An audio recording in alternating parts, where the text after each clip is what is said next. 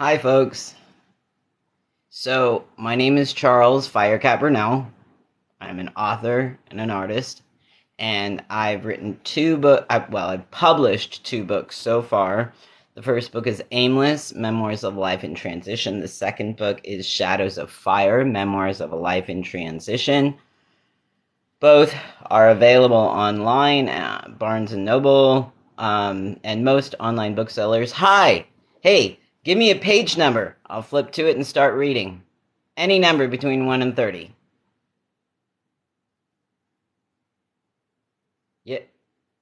You left without giving me a number. People, seriously. Okay, give me a page number. Don't leave yet. Seriously, folks. You come in, you leave. Hi, give me a page number. Don't leave without giving me a page number. Come on now. Anybody? Page number. Come on, folks. I know you're in here. Give me a page number. I'll flip to that page. Book 1 or book 2? We've got book 1, book 2. I wrote them both. Book 1 or book 2? Come on, folks. Seriously, a page number. A book? Hello? It's like a lottery, only it doesn't cost anything. Alright. Really? Okay. I'm just gonna flip. Or book 1 or book 2. Give me book 1 or book 2. Alright. Fine. You guys are not easy to please, are you? Mama made everything fun. She hand-painted eggs for Easter and she blew eggs out hollow and painted them for Christmas ornaments. She made detailed ornaments for the tree. We got to do it together. When Halloween time came, she made the best costumes. She would take me to the thrift store at the town square by the park. We'd search to find clothes that she would snip and sew and modify into the perfect costume. Downtown Sonoma has a lot of character, although it isn't as charming as it used to be, as it has become a hotbed of B&Bs and restaurants. I like the Sonoma of my childhood, when the theater really showed the latest movie. There wasn't a line to get into the museum, and the clothes at the thrift shop were still cheap. In my memory, that park was the biggest and prettiest park ever. Sonoma is still worth visiting, but it will never again be as beautiful as my childhood memories of going to the town square for lunch, a trip to the thrift store, and a trip to the park. When my mother left, I lost all those afternoon trips to the park. I lost the Christmas cookies with icing and the decorated calendars. I lost the afternoon snuggles and talks that we had every day after school. I lost my best friend. I remember feeling my heart breaking as she left our house with her bags. All right, so give me a number. I'll flip to that page. I don't want to bore you reading the whole book cover to cover. Just give me a number. Nobody? All right, so my name is Charles Firecat Burnell. I'm an artist and an author. I've written 2 books so far. Well, I've published 2 books so far. I've written a lot more than that. The first book is Aimless, Memoirs of a Life in Transition, based on my childhood. The second book is Shadows of Fire, Memoirs of a Life in Transition, based on my early adulthood as being a parent prior to transitioning. Book 3 is what I'm working on right now. It addresses a time period when I first actually started my medical transition, as it were. And I'm losing people. No one ever gives me a page number. Give me a page number. No page number. All right. I'll flip to it. As the new year progressed, Kat began using powders again. Going home with an empty apartment was lonely and depressing. With money in her pocket, she began going to the Ave after work, looking for other people to hang out with. Falling back into the habit of using powders and drinking was easier with a source of income. In the past, it had been a challenge to come up with intoxicants. Now she was able to pay for them, and people are hanging out with her for the party. She felt wanted. She felt sexy. Kat often tried to get someone to come home with her. She didn't want to make the trek across town alone. She didn't want to sleep alone. She didn't want to be alone. This often ended up with her up late, wasted, and having sex until the wee hours of the morning. Then, when it was time for her to go to work, she kicked out whomever had kept her company the night before. The rate with which she was consuming intoxicants increased too fast. She was quickly back to the same place of insobriety that she had been the previous summer. All right, give me a page number. I'll flip to it. Page number, anybody, between 1 and 300. Give me a number.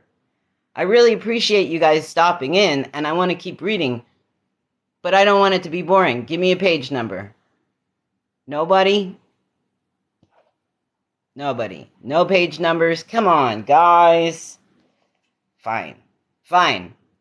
I'll just keep... This is all triggering and all traumatic and all beautiful as far as I'm concerned. Trauma can be beautiful if you can really learn from the experience, if you can find yourself growing and being more authentically yourself through the experience, becoming stronger. It can be a beautiful thing. No, in no way justifies whatever that bad thing was that happened, but we can find beauty in anything if we're really in the moment. So anyway, until you guys give me another page number, I'm on chapter 26. It's called A Time for Prayers. I think it's relevant in this day and age, considering how much legislation is trying to control people's bodies. Rabbit was appalled to see how many other girls were coming into the clinic. The nurse lined them all up like cattle. Instead of performing each procedure separately, they were all checked in together. A nurse called her name and told her to follow.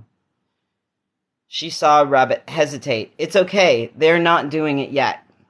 This is just the sonogram. She looked at Mama. Mother waved her hand, encouraging her daughter to follow the nurse. Entering the exam room, Rabbit had to climb up on a table. The nurse applied a cold, gooey gel to her belly. She explained, "We are going to take a look. We have to make sure there isn't anything abnormal going on before they prepare you for the procedure." Rabbit laid on the table with her eyes shut tight. The nurse tried to calm the girl. "Try and relax. This isn't going to hurt at all." "Well, look at that." Her eyes stayed shut. "Come on, girl. Don't you want to see your babies?" Babies! Rabbit opened her eyes and lifted her head. Sure enough, tears streamed down her face in full force now. The nurse spoke to her gently. "You know, they haven't done anything yet. It isn't too late for you to change your mind. They can simply give you your check back at the front counter and you can walk right out of here." Rabbit choked, looking at the gray screen. She could see 2 babies cuddled up against each other. She felt like she was going to vomit. Seeing that was too much for her. The nurse turned off the screen and handed the girl a paper towel to wipe her belly clean. Returning to the waiting room, Rabbit sat down on her mother's feet. Laying her head on Mama's lap, she cried openly and loudly. The woman petted her daughter's hair. "There are 2 of them," she sobbed in Mama's lap. "There are 2 babies in there, Mama. I feel terrible. I just saw them and I don't know what to do." Mama spoke to her daughter softly, combing her fingernails through her hair. "Just pray, honey. You pray to those babies. You tell them how much you love them. You let them know how much you love them and that you just aren't ready yet. When you are ready to be a good mom, they will come back to you." Rabbit choked and sobbed in her mother's lap until the nurse called her name again. Shaking, she got up from the waiting room floor. The nurse asked if she was ready, and Rabbit nodded her head, wiping tears away from her face. Are you sure?" She straightened up and responded solidly, "Yes, I'm ready." She looked back at Mama. Mother assured her daughter that she would be there waiting for her when she got out. Following the nurse into another room, she passed a second waiting room, full of other girls waiting in hospital gowns for their procedure. They entered a small room. The nurse handed her a hospital gown and a bag for her to put her clothes in. She instructed Rabbit to get changed and left the room. It was cold in the room, and Rabbit didn't feel comfortable in the hospital gown. When the nurse returned, she explained that they would be putting an IV into her for the procedure. The nurse had a difficult time getting a vein in the girl's arm and settled for putting the IV receiver in her hand. It pinched. Rabbit winced. I hate needles. Rabbit was directed to wait in a second room with the other girls. Sitting in the second waiting room, she was surrounded by girls in hospital gowns with IV receivers. I feel sick. They seem to know each other. This is almost like being in some kind of crazy social club. The other girls chatted and exchanged stories as if there was nothing wrong with what was happening. The whole scene made her sick to her stomach. Some of the girls were talking about how many times they had been through this before. Disgusted, Rabbit closed her eyes and prayed to her babies. How could these girls live with themselves? She had seen her babies and it was breaking her heart. She knew that she was making the most responsible decision. Still, it hurt terribly. How could they possibly talk so casually about getting an abortion? This is a really serious thing. She had absolutely no respect for these girls treating abortion like a form of birth control. She had used birth control. It had not worked. She took the whole situation very seriously and promised herself that she would never do it again. It felt like they all sat in the little room forever, but eventually nurses began shuffling them all onto hospital beds separated by curtains. Laying on the cold, hard bed, Rabbit closed her eyes. The lights were bright above her, and she prayed that it would all be over quickly. One of the nurses told her that they would be hooking her up to the IV now. She told Rabbit that she would wake up needing to go to the bathroom, but cautioned the girl to be careful not to get up too quickly. Make sure to call a nurse for help. Don't try to get up by yourself. Rabbit felt a strange coldness moving into her veins, and then everything went black. I have to pee really bad, Rabbit opened her eyes. She felt a little dizzy. The IV was not in her hand anymore. She started to sit up. The room spun fiercely, and she quickly put her head back down. Hello? She heard her own voice echoing in a cold room. A nurse moved quickly to her hospital bed. You have to move slowly, a voice warned her. The nurse helped her get up and get to the bathroom door. Moving into the bathroom, she tried to assure the girl, You will be fine, and closed the door behind her. Leaving the clinic with Mama, Rabbit felt tired and extremely depressed. I've just done something awful. She was sure she made the right decision. Still, she felt horrible about it. The compassion that her mother had shown her prior to the procedure seemed to have turned to cold indifference on the ride home. Every bump the van hit made Rabbit sick to her stomach. Mama and Will decided it was now time to give her the talk that she had expected from Dad when she first called him for help. The have you learned your lesson attitude they showed Rabbit cut her deep. Didn't they understand that she was going through severe emotional pain? This had been a traumatic experience for her. Will seemed more interested in hurrying up and getting her back to the apartment so that she could stay home with her little brother while they went to the Dead show. They went back to the apartment.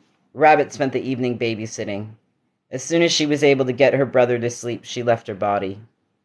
I'm done being here in pain. I need to feel free. I need to leave my sorrow behind. All right, come on, guys. Give me a page number. I don't want to just flip, give me a page number.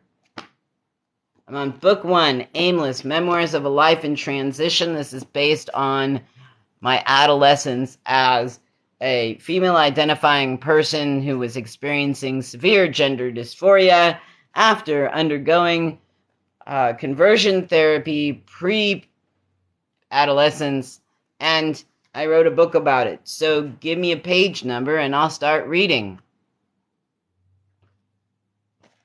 Hi! And then they're gone. I'm watching to see if anybody shows up. I don't want to waste my time reading when nobody's here. Hi! Give me a page number. And then they leave. You know, hi, give me a page number.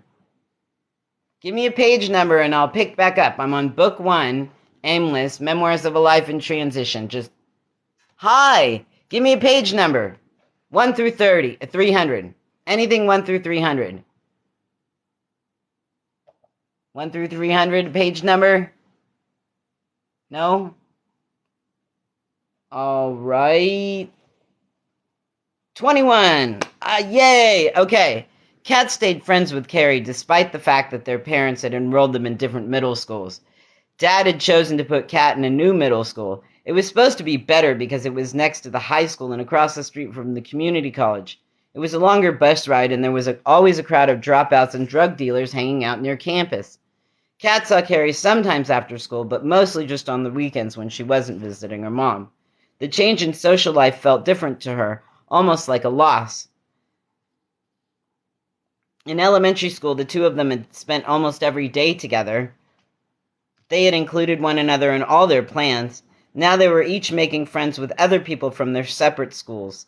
Often when Kat would call Carrie, she'd be hanging out with other girls. Kat would leave a message and not get a call back all weekend to find out Carrie had just been so busy hanging out with other girls that she never got around to calling back. Kat felt like she had lost her first love. Carrie was the only person that she had felt comfortable talking openly with. They had met the first day of school after Kat's family moved to Walnut Creek. The two had become pretty close friends in 4th and 5th grade. They rode bikes together and played outside. They got dirty and played like boys. They played with dolls and stuffed animals like girls. They played poker with pennies. They played dress-up. It didn't matter who Kat was. No matter what, Carrie was her friend. She had developed a huge crush on Carrie. They were the best of friends for a while. Okay, give me a page number. Page number. Book 1. I don't want to give it all away. Give me a page number. 1 through 300. Page number. 59. Thank you. Thank you, thank you. Okay, page 59. Let's see here. Kat was having a tough time. Every day was like walking into a war zone for her. She felt like she was fighting against the world, secretly fighting against a person trapped inside her. She saw herself wandering lost in the dark with no landmarks for guidance. It's like I'm in a strange place and all the street signs are in some foreign language. I might as well be on some other planet. Sometimes Kat would tell people that she was really an alien, stubborn and miserable. Getting dressed every morning felt more like layering with emotional armor. The school year provided a busy schedule. Kat tried to stay busy after school. She had given up band to join the school newspaper staff. Kat expressed a desire to continue playing the clarinet, so Dad agreed to pay for her to take private lessons. One afternoon every week, she rode 2 buses, transferring and running to barely make it on time to a clarinet lesson after school.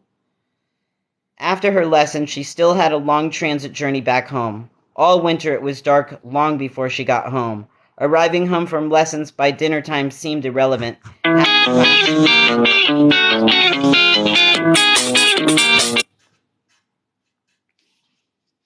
All right, give me another page number.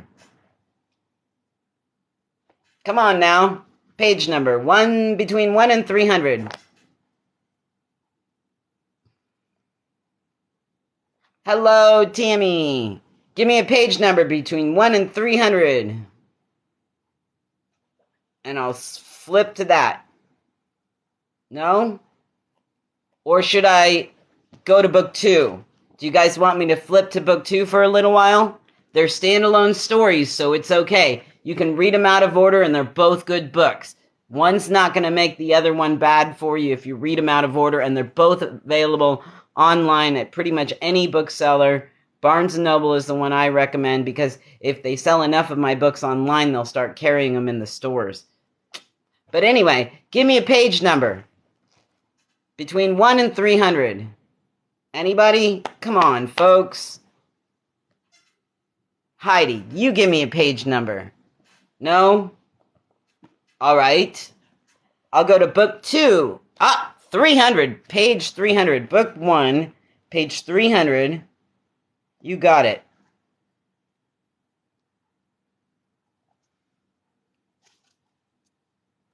Hours passed slowly. Finally, Rabbit got dressed and ready to leave. She told Mama she was going out. "Don't worry, I'm leaving my stuff. I'm coming back later." Mama made acknowledging sounds from the other room where she was feeding little brother. Walking down Grand Avenue, Rabbit recited what she would say to Dad. Every time she neared a payphone, she slowed down. Getting too choked up to talk, she would pass the phone, telling herself that by the time she reached the next phone, she would be ready to call. She headed through town toward the office where Dad worked. Rabbit was almost to his office when she decided she had to suck it up. She stopped at a payphone just a few blocks from Dad's office. Leaning up against the phone box, she picked up the receiver.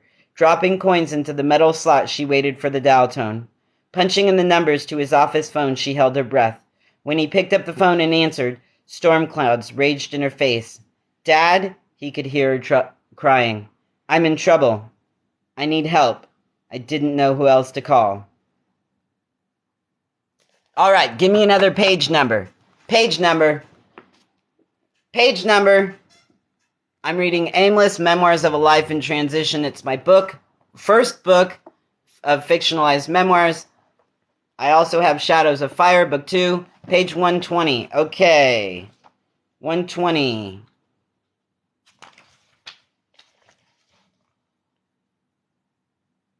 Kat spent the better part of her birthday hanging out in front of Fat Slice Pizza with a couple of deadheads.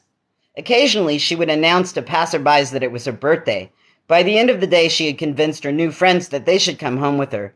She spent the evening tripping with a head called Cosmo and making out with him. Kat wanted attention. She wanted acceptance. She wanted to feel good. Her new friend didn't seem to mind the opportunity and obliged freely. Without any arguments from Mama, he was allowed to spend the night in Kat's bed. As a birthday present to herself, she had intercourse for the first time. It didn't feel dirty or forced. She enjoyed closeness and didn't feel bad about it. By the weekend, Cosmo had moved on, and Kat was meeting new people. Her feelings weren't hurt. They were all free of attachments and simply enjoying the world in the moment. She went to the Grateful Dead show at the Greek Theater. She didn't get in, and consequently spent a large portion of time hanging out in the adjacent soccer fields. She met a boy named Brian and ended up bringing him home with her like a stray puppy. Kat really liked him. They talked and drew pictures together. They seemed to connect in a way that felt natural and not forced. He hung out with her and stayed at the Oasis for about a week. Then he took off with a guy. It turned out that Brian was attracted to guys. Her feelings were hurt and she was confused. If he liked guys, then why did he spend so much time with her? Was I a terrible girl? Is there something wrong with me? All right. Give me another page number. I am reading excerpts from Aimless, Memoirs of a Life in Transition. I am transgender. I was assigned female at birth, and I went through conversion therapy. 500. I'm sorry. I only have, it goes to 388 is book 1. 390 is book 2. How about we go to 200 in book 2 as a compromise. I'll just move it over to book 2. So, page 200 in book 2. Unless you give me another one. Oh, good. It's the very beginning of a chapter, even. Doug arrived after the sun rose. He had been up all night and was still intoxicated from New Year's Eve festivities. His girlfriend was angry that he had been out all night. She wanted him to be happy to see her, and all he was really interested in doing was sleeping. Closing the blinds, he tried to block out the light. As the baby awakened, he gruffly suggested that it would be better for her to care for Jewel in the bedroom. The crying aggravated his mood. Trying her best to feed and change the baby, she avoided the living room. When she needed to go into the kitchen, she crept quickly and quietly, rushing to return to the bedroom. Sometime mid-morning, Rabbit began cramping badly. She went to the bathroom and found that she was bleeding. She had not menstruated since before she'd gotten pregnant. She'd been told that as long as she was breastfeeding her baby, her cycle would not return. The onset of the menstruation made her cry. Reminded of the rejection she had experienced the night before, she cried in the bathroom. Doubled over in pain on the toilet, she tried to clean herself up so that she could return to the bedroom. She knew that her baby needed her.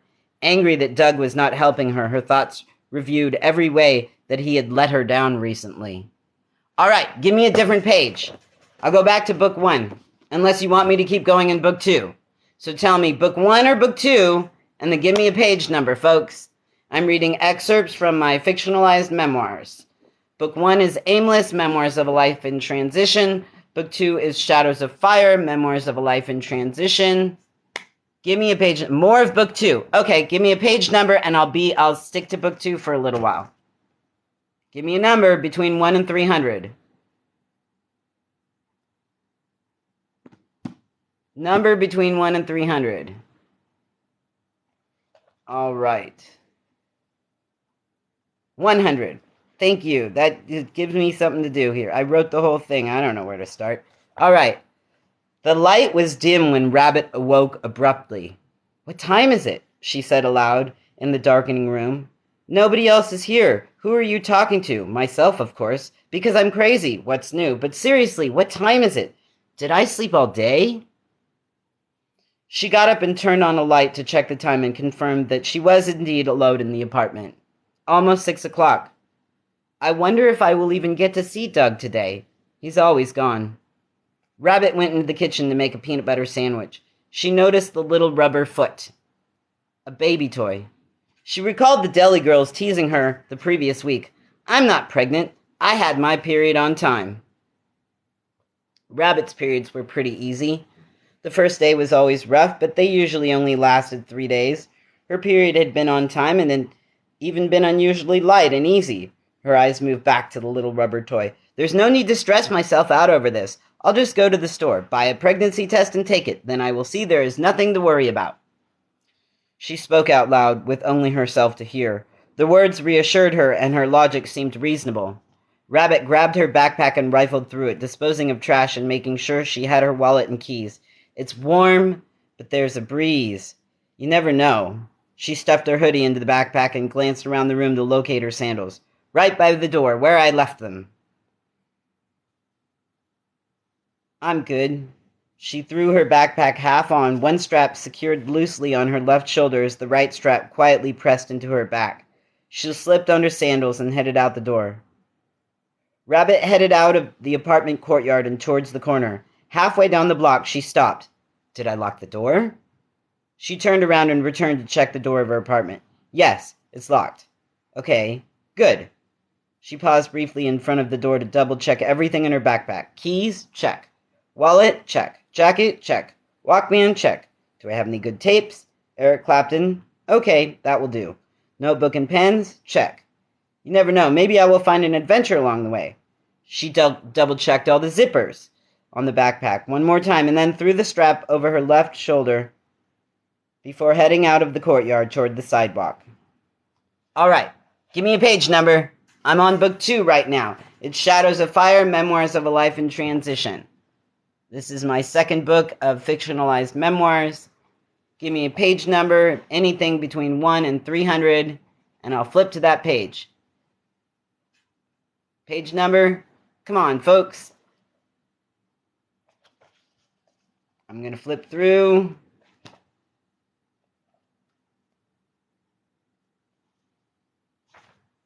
All right, I'm just going to start reading. I'm on page 68. Give me a page number and I'll switch it around. Being reborn, the butt of so many jokes, as if you can become something entirely new.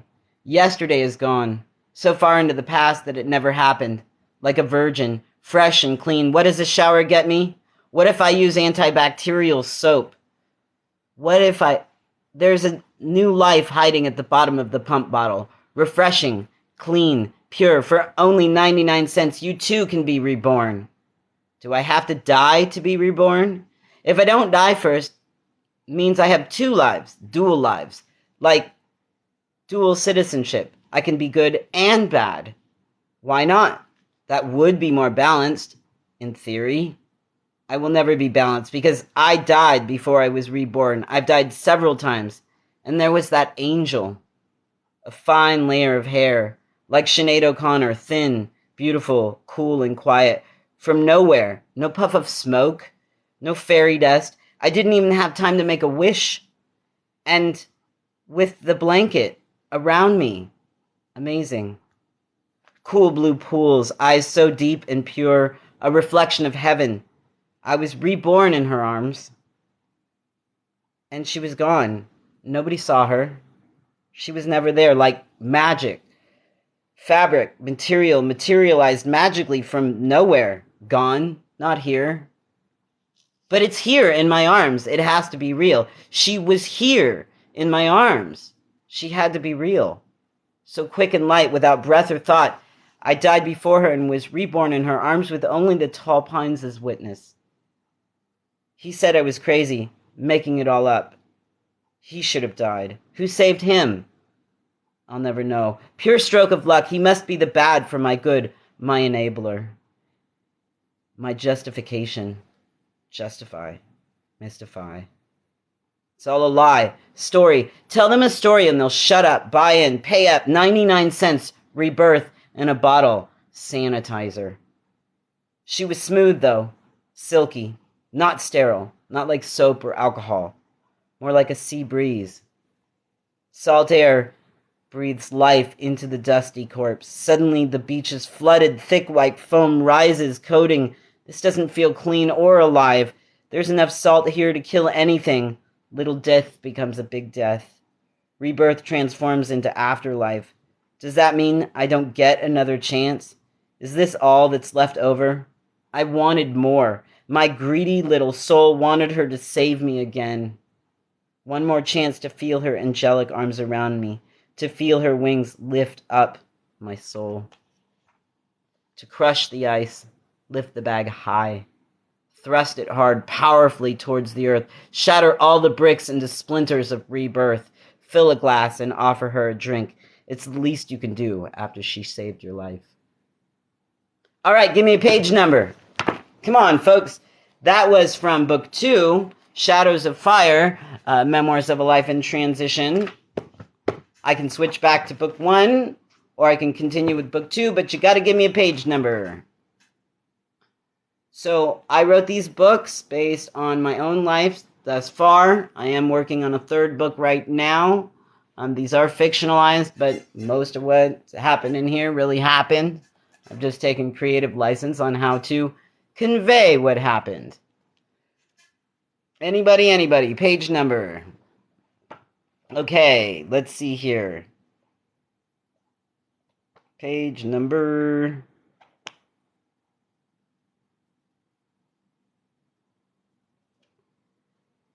Let's see here.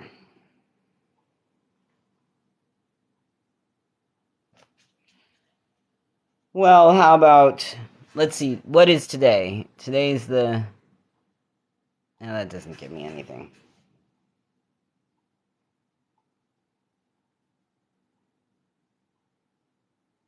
All right, here we go. I'm going to start with page 311. I'm in Book 2, page 311.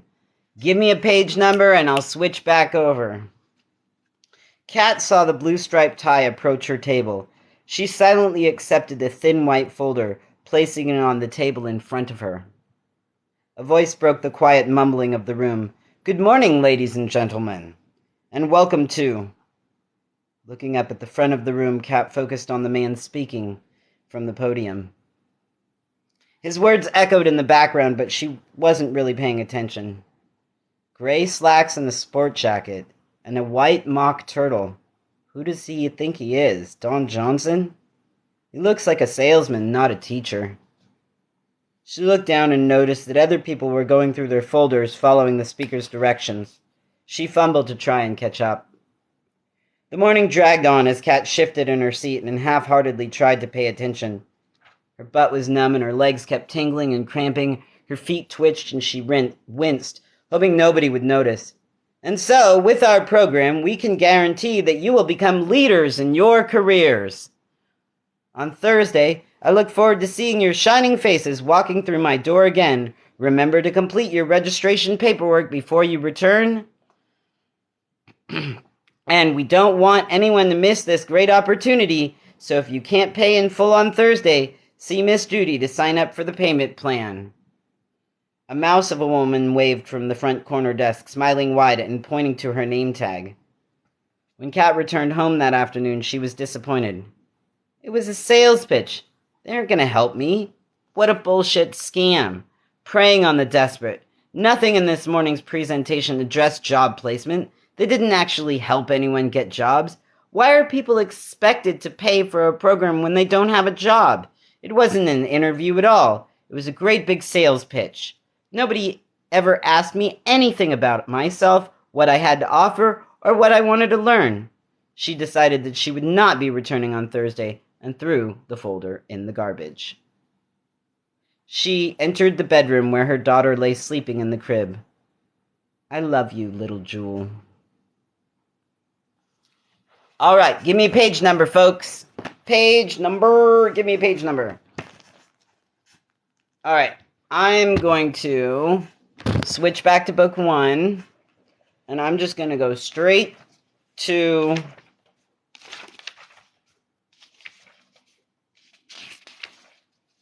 my introduction, and give me a page number, and I'll just stop, and I will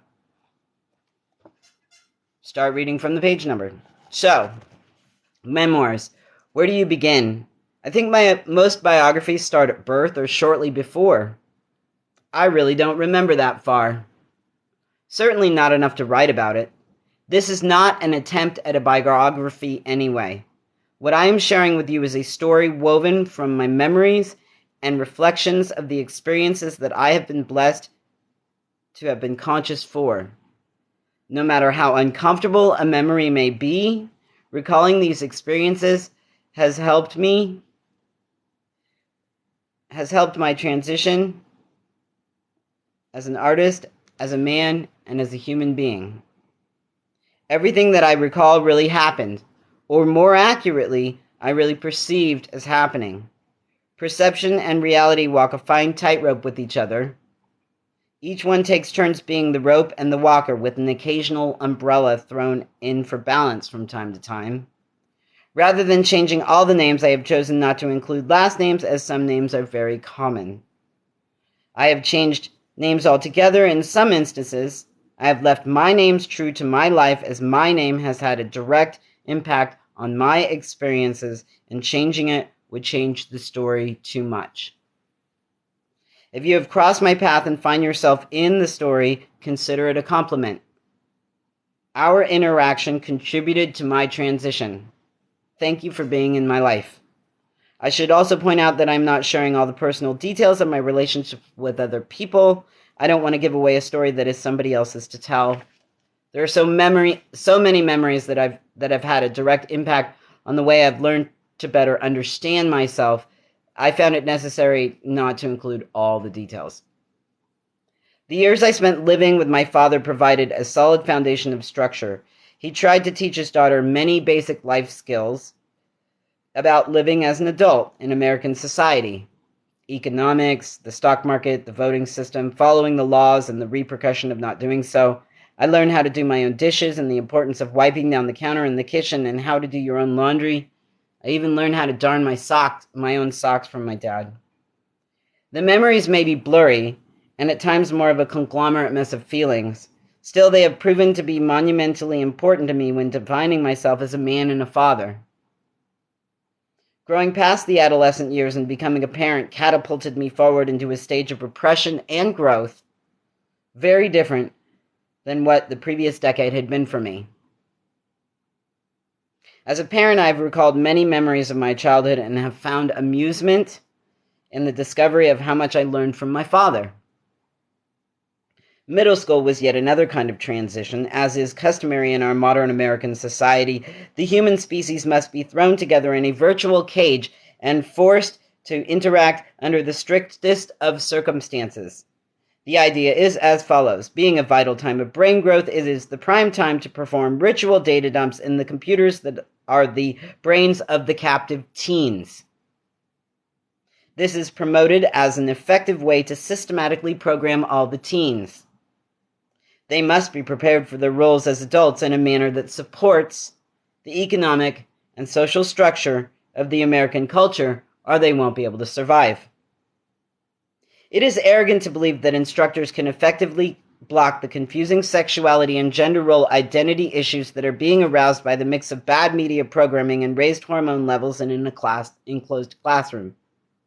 It would have been much more effective if they had actually taken the time to help us understand what was going on and how to navigate it in a healthy way. This is a natural time for the human to be continually distracted by the rage of pubescent hormones. Why is it considered perfectly acceptable to force the male and female species together in a cage for several hours per day? My adolescence is an important point of reference for me. This stage represents a line of memory. My adolescent rebellion really started when I realized that moving in with my mother might actually be able to happen. When I became a teenager, reality sort of tilted sideways a little. I couldn't trust anyone, yet I wanted to be able to trust everyone. Everything was a contradiction. Everything felt like I was watching someone else's life happening in front of me every day. It feels like drawing from a past life when I recall events from my childhood and being a young mother. Whereas when I recall memories from my adolescence, it feels like I'm remembering a movie of someone else's experiences altogether.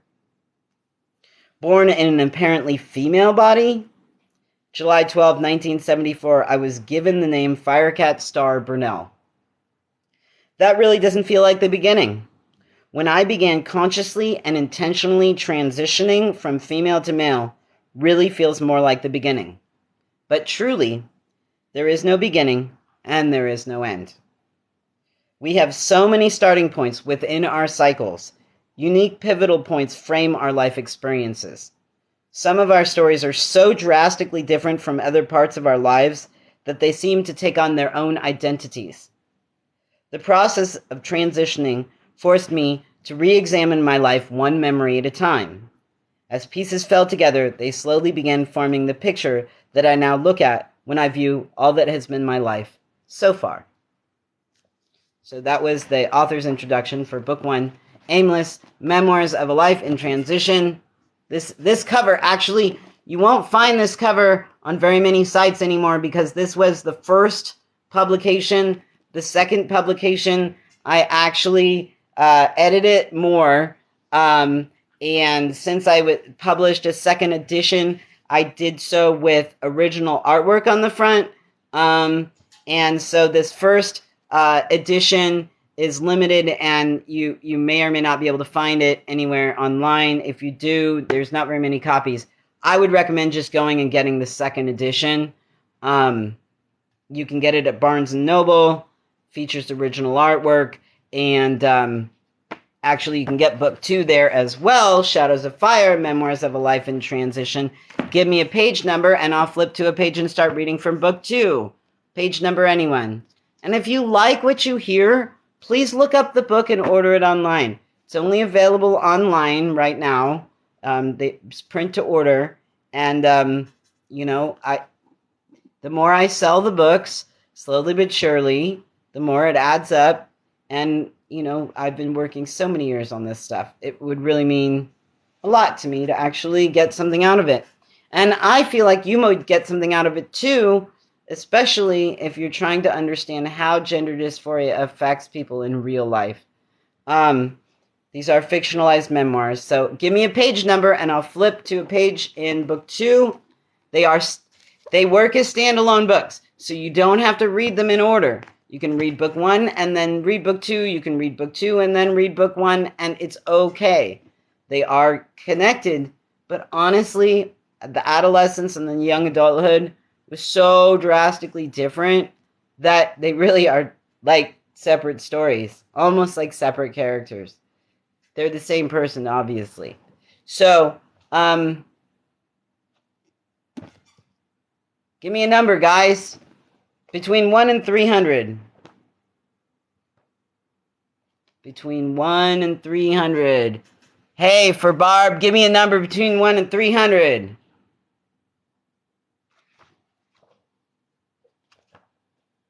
Anybody?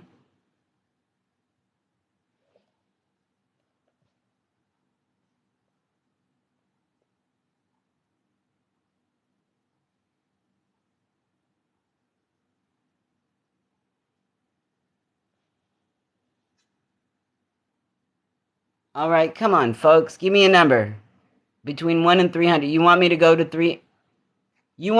page 300 as well? Okay, I'll go to page 300. Let's see here. Page 300 in book 2. Driving Big Red home from the dating agency, Kat considered her options. Talking through various scenarios, she practiced talking with her family about it. By the time she arrived home, hesitation was drunk with anxiety. Turning the key off and removing it from the steering column, Kat looked at the key in her hand. I have the key. It's right here in my hand. She swung her purse onto her left shoulder and felt a distinct pull of sadness. She dismissed the urge to tear up and look again at her hand. Okay, I still have the key. She opened the door, climbed out, and stood for a moment with the door open. She looked down once more at her hand. Yes, okay, I still have the key. Pushing the button on the door, she locked the truck and closed its steel door hard. Steel echoes reverberated through the open air between the neighborhood houses. Kat looked around, embarrassed. I hope nobody heard that. Geez. She saw empty yards, privacy fences, and a quiet street. Nobody cares. What is your problem? She ran her fingers through her hair and headed up the brick path to the front porch.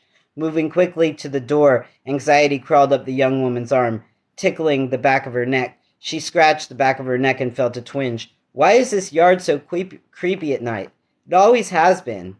Kat opened the door and stepped through the threshold to find her father sitting at the dining room table, sorting mail and drinking a beer. Dad looked perfectly satisfied with his current task. The garbage can and recycling bin sat next to him on the floor. She closed the door behind her, and he looked up from his handiwork. Evening. How was work? Walking into the dining room, Kat sat down along the east side of the table. She dropped her purse down onto the table as she took her regular seat. I hate my job. Dad paused from dismantling junk mail to grimace at the comment. I know. Don't leave until you have another job to replace it. She made circles on the table with her finger as she spoke. I've been looking. I haven't found anything yet, but this job really sucks. She got up and headed towards the kitchen. Nobody wants to pay a bunch of money to a dating agency. It's really invasive to even be calling them. Dad nodded. Yes, I agree. However, at least you have a job. He returned to dismantling the junk mail. Paper with colored ink couldn't be recycled and got tossed in the trash can. Dad's fingers removed the plastic from the window envelopes, dropping the plastic into the trash and the paper envelope pieces into the recycling bin. Do you have any idea what you want to do next? What kind of job are you looking for? You really don't have any skills. Kat felt her father's word under her skin, sending stinging waves from her shoulders across the front of her chest. A hot, dark pain pulsed in the center of her chest. I can do this. I can do this. I can do this. She took a deep breath as she poured a glass of water. She drank deeply, emptying half the glass before placing it on the counter. She turned to pause in the doorway. She glanced at her left to notice her childhood timeline marked along the doorway with ages and dates. I don't know exactly what I'm looking for, Dad. She paused to force another deep breath. You can do this. You can do this. You can do this. I don't think I am going to be good at anything until I find myself. He blinked at her soundlessly, waiting for her to continue. Her legs began to cramp, and she seated herself in the nearest chair. She rubbed her legs while she continued. I am looking for another job, but in the meantime, I think I need to get back into counseling. All right, so give me another page number, folks. Anybody? Page number. I'm reading Shadows of Fire, fictionalized memoirs, and Page number 200. Do you want book 1 or book 2? Book 1 or book 2? I kind of like switching it up, but, you know. See, 200. We were in book 2. Oh, I already read from... Well, I read from that. You might not have been there. Let me go to book 1. 200.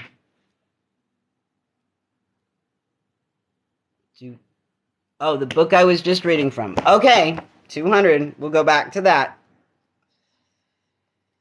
200. Rabbit tried returning to the bedroom to play with Jewel. The baby had been crying in her crib for attention.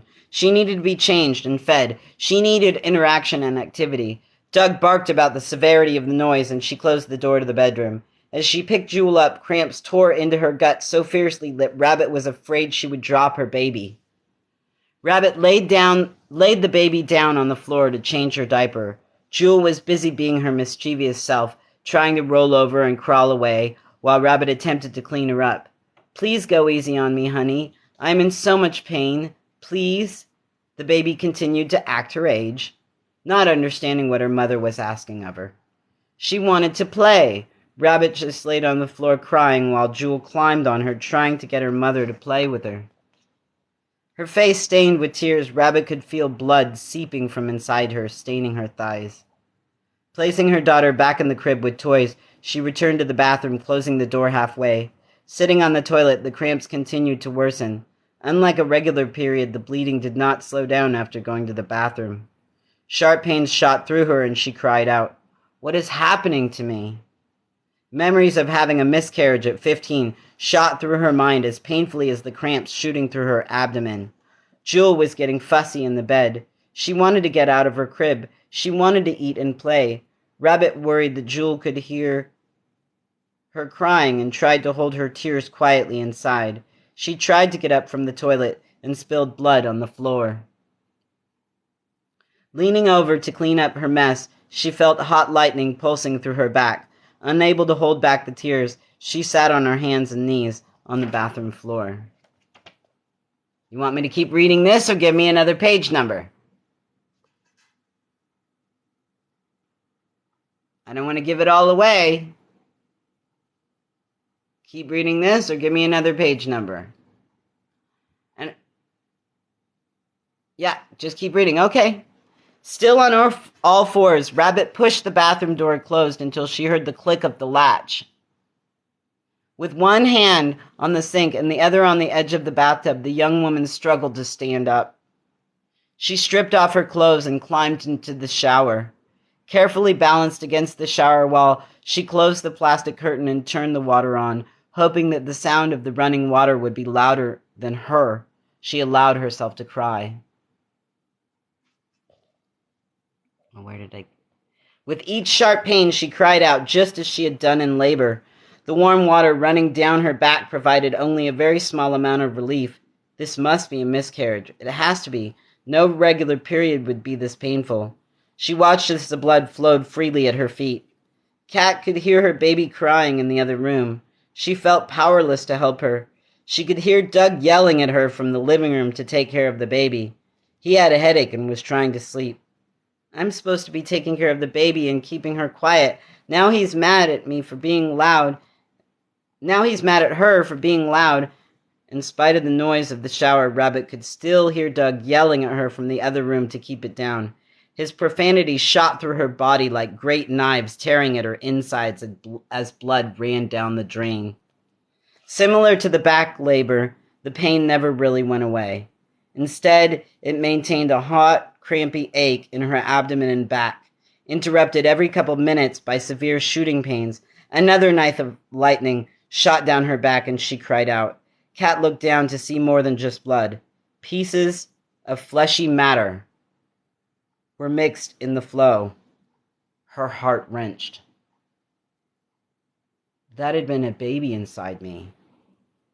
There was a baby, and it's dead. Rabbit could hear her partner yelling in the living room. Instinctively, she responded, I can't leave the shower. Fragments of words shot out of her teary face. You don't understand. It was a baby. It hurt so bad. He never came into the bathroom to check on her. Why is he so mean to me? Her head pounded and her whole body hurt. She stayed in the shower for almost 3 hours, until the blood flow slowed enough to get dressed again. Finally emerging from the bathroom, Rabbit retrieved her flustered daughter. Taking care to address her needs as quickly as possible, she made snide remarks to Doug as she passed through the living room to the kitchen. What's your fucking problem today? He asked roughly. Nothing that matters. I was just busy having a miscarriage in the shower. I've got it covered now, she responded shortly. Rabbit gathered snacks and bottles from the kitchen and returned to the bedroom. She closed the door to the bathroom, as well as the doors to the living room. She laid on a blanket on the floor. Placing toys on the blanket, she propped herself up with the pillow. Jewel sat on the blanket, happy to finally be free from her crib. She handed Jewel snacks one at a time until she seemed satisfied. Exhausted, the young mother allowed herself to nod off while her baby played next to her. After a while, Jewel started fussing again. Rabbit changed her diaper one more time. Then, with a bottle of formula, she snuggled up on the floor with her. Finally, they fell asleep together on the bedroom floor. When Rabbit awoke, the sun had set. Carefully putting her baby girl back in the crib, she returned to the bathroom. After cleaning herself up, she crept through the bedroom into the living room. The living room was empty. They were alone in the apartment again. All right, that was the end of that little section. So give me a new page number. And if you like what you hear, please check out the books online. Both of my books are available online. Barnes & Noble, you can get them on Amazon, but I try to tell people support Barnes & Noble because Barnes & Noble still has brick and mortar stores, and I think we really need more of those. We don't want everything to disappear just because of the internet. So I really recommend people buy it from Barnes & Noble, but you can get it from any online bookseller. Most of them do have my books. Aimless Memoirs of a Life in Transition is book 1. Shadows of Fire, Memoirs of a Life in Transition is book 2. I have self-published, so I don't really have marketing out here. This is my marketing. So, give me a page number. Give me somewhere between 101 and 150. So let's aim at the top end of the book for a little while. Hey, Larry Stuckey, give me a anybody, page number, somewhere between 1 and 150. I want to aim for the top end of the book for a little while. Book 1 or book... I was reading for book 2, so I'll keep reading from book 2 if you want. These stories, you don't have to read them in order. You can read them out of order, and they're still going to be great stories. So, come on, give me a page number, folks. All right, I'm going to go, until you guys give me a page number, I'm going to go to the author's note for book 2. And then you guys give me a page number, and I'll switch over to that. All right. My teachers always complained that I was a daydreamer. Lost in thought, I seemed to have a difficult time staying grounded in the moment, in the present. While it may have posed a challenge to educators who were trying to help homogenize me, it has proven to be a useful tool in processing the challenges and stressors that I face as an adult. Writing has played an integral part in this processing. Creative writing has enabled me to tap into memories that were so well buried, hidden deep within me, and pull them to the surface. While I have been daydreaming for decades of writing stories based on my adventures, I never imagined how much I would learn and grow from the experience of working through the rough draft that was my own personal timeline. I began writing my memories, and once I had a couple hundred pages of memories in chronological order, I began filling in the blanks. At first, I ignorantly thought I would be writing one book. I soon came to realize that I would have to break the story apart. Again, I underestimated the number of pages it truly takes to tell a story. So now I offer the second book in what will be a series. I cannot promise how many books it will take to tell the story. Perhaps there will be more than one. Perhaps there will be two. Perhaps I will continue to write more. While these stories are fictionalized, the inspiration continues. So, folks, give me a page number.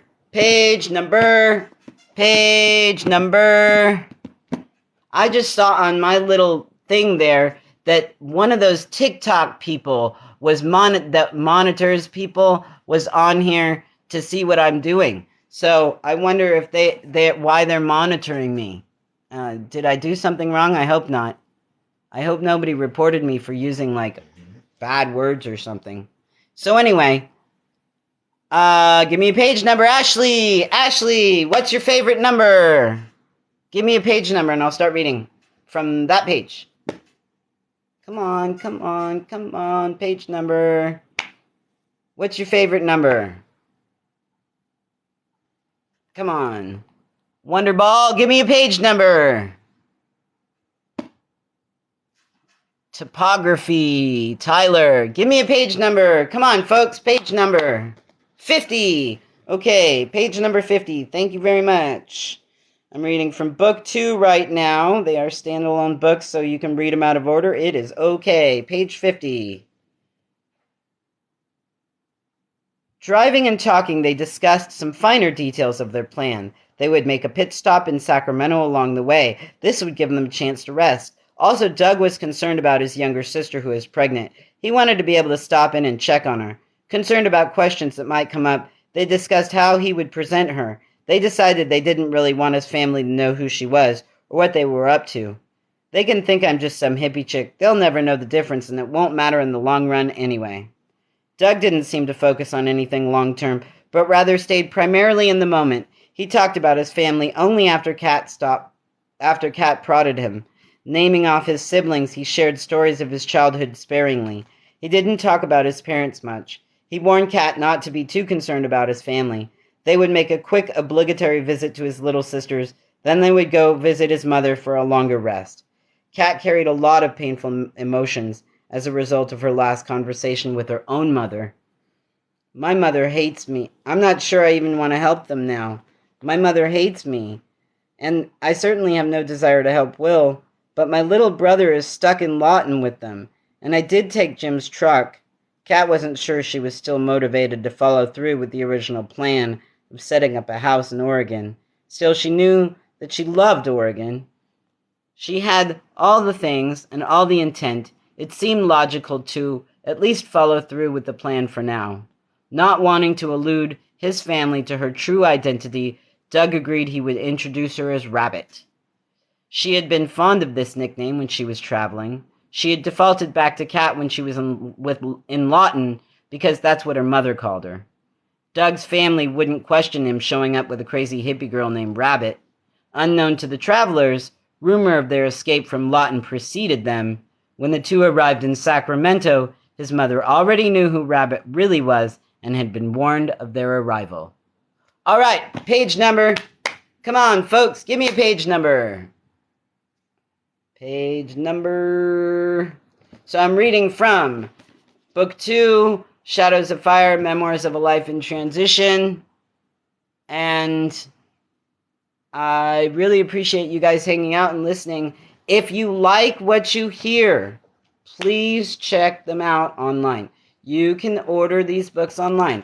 Aimless, Memoirs of a Life in Transition is Book 1. Shadows of Fire, Memoirs of a Life in Transition is Book 2. Both are available online through Barnes & Noble and most other booksellers. They are not available in brick-and-mortar stores because I haven't sold enough yet online for them to stock them in brick-and-mortar stores. Powell's Books of Portland now carries them on their online bookstore. That's pretty cool. Let's see. And you can always check out my website. I do have some other little things that I've written. And, of course, my artwork is on my website. It's abstractperspectives.weebly.com. At this point, I need to get a drink of water and maybe a sandwich. And so I'm going to get off of here. Thanks for hanging out with me and throwing numbers at me, guys, because I like being able to read out loud, and I hope you enjoyed it, and I hope you check out my book and buy it online. Thanks again. Bye.